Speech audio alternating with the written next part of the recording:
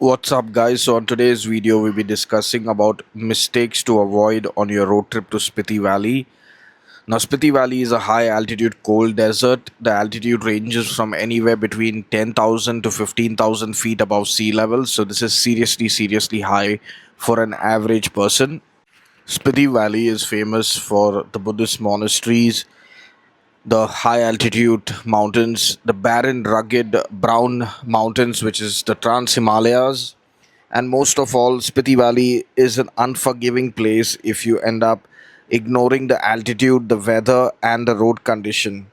Now, starting off with the number one mistake that most people end up making is not acclimatizing properly. So, what is acclimatization? Acclimatization is basically your body, mind, and soul getting used to the environment, the new environment that you're going into. Now, you might have traveled to other Himalayan destinations, but what makes Spiti Valley unique is the altitude and the sudden change in temperature and the low oxygen level.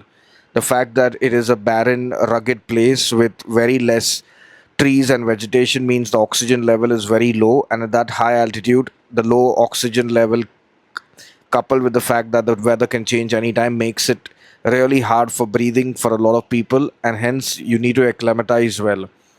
The solution for this is to come and stay a couple of days earlier in Himachal Pradesh, maybe stay in Shimla, Narkanda, or Manali, depending entirely on where your trip is starting from. If your trip is starting from Manali, come and stay a couple of days earlier in either Manali or Kasol and get used to the conditions in Himachal, and then proceed with your journey to Spiti Valley. That's number one.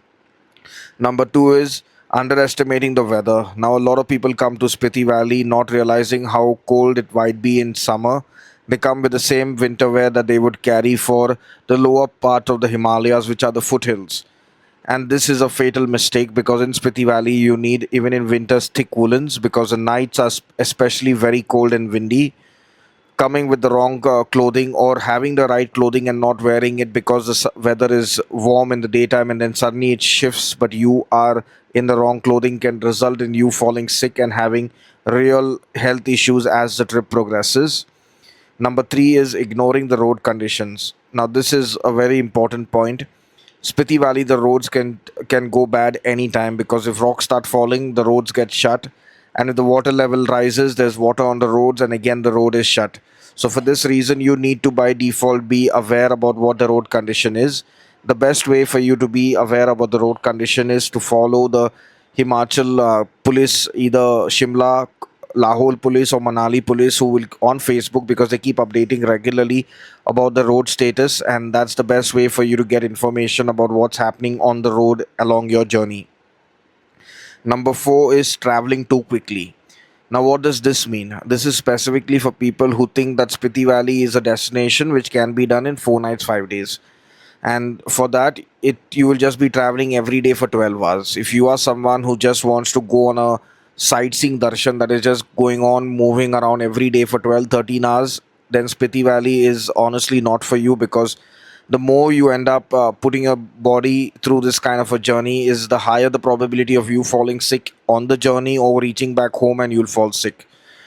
Spiti Valley is a place where you need to travel slow, and it is not a place where you can just keep on traveling just for the sake of traveling and just for the sake of getting photographs. Make a plan which is a slope pace trip. I would say anywhere between 8 to 10 days is ideal. If you can travel longer, nothing like it. Number five is not carrying sufficient cash. Now, cash is important in Spiti Valley because even though 4G and 5G network of Geo and Airtel is there, the network can anytime fluctuate, and in remote places like Langza, Hikkim, Comic, if you plan on staying there, or even in the remote village of Demul, if you're planning on doing a offbeat kind of Spiti, 4G network might not be there, and you might end up not having even network in some places, and that's where you need cash. Hence, carry at least anywhere between 3 to 8,000 rupees in cash. Do not rely on the ATMs in Kaza or Tabo. It's not like they're unreliable, but there are too many people trying to pull out money from these ATMs. So carry minimum 3 to 8,000 from home and come so that you're not a parasite on the ATMs in Spiti Valley.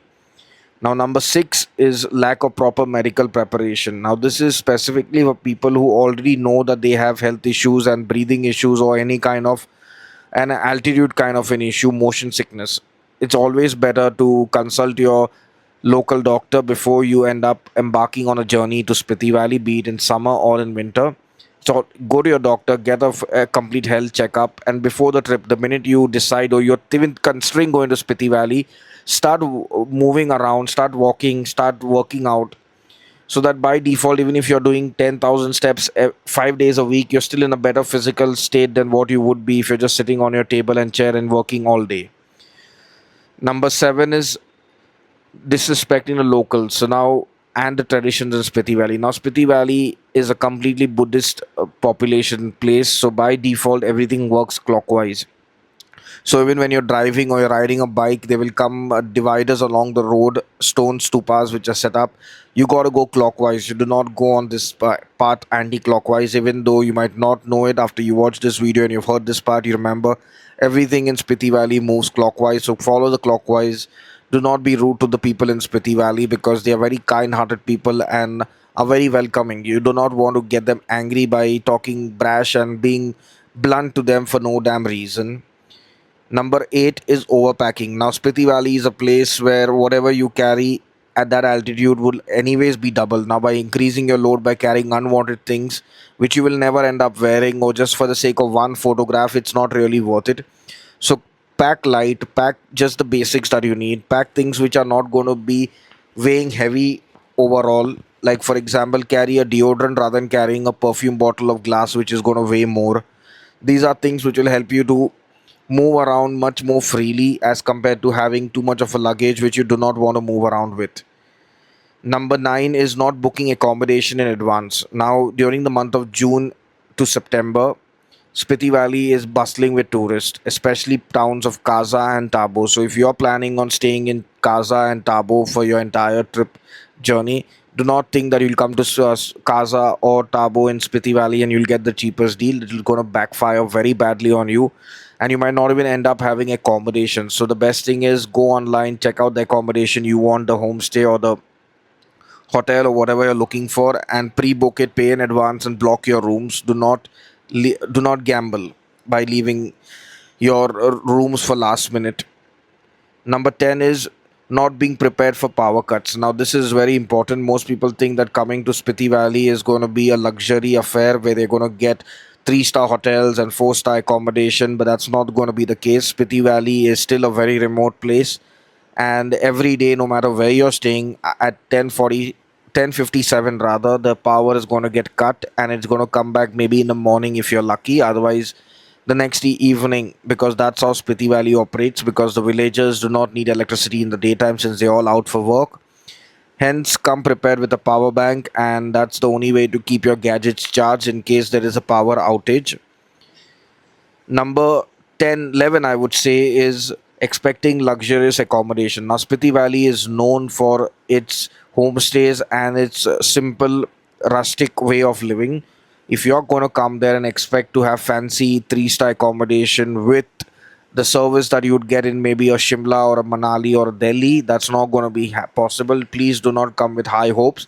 Even getting a simple heater is not going to be possible in Spiti Valley because, like I mentioned, the power cuts and the fact that nobody has a generator which can power up for so long. Number 12 is the last point, relying too much on technology. Now, if you are someone who is planning on self driving to Spiti Valley or self riding and are going to use Google Maps as your best way and your only mode of navigating along Spiti Valley, please remember it's going to be very, very tricky and very, very dangerous. The best way to go around it is to download your maps offline and use a mix of maps and the people that you meet along the trail. Signboards are very well placed all over Spiti Valley, so you can follow them and get around Spiti Valley without any hassle. Now, if you are someone who's planning a trip to Spiti Valley and want to join a group trip or want a private trip, we do have trips to Spiti Valley. You can click on the link in the description and go straight to our website. And if you like what we have, you can WhatsApp our sales team who will guide you through the booking process. If you have any queries related to your own personal travel to Spiti Valley, please do not message us because our sales team is only meant to cater to people who want to book with us, not to answer all your FAQs. For that, you can leave a comment in the comment section, or you can uh, book a consultation, which is a paid service where one of our Tlow consultants will get on a call with you and solve your queries and resolve your doubts. Now, till our next video for Spiti, stay happy, stay blessed, and stay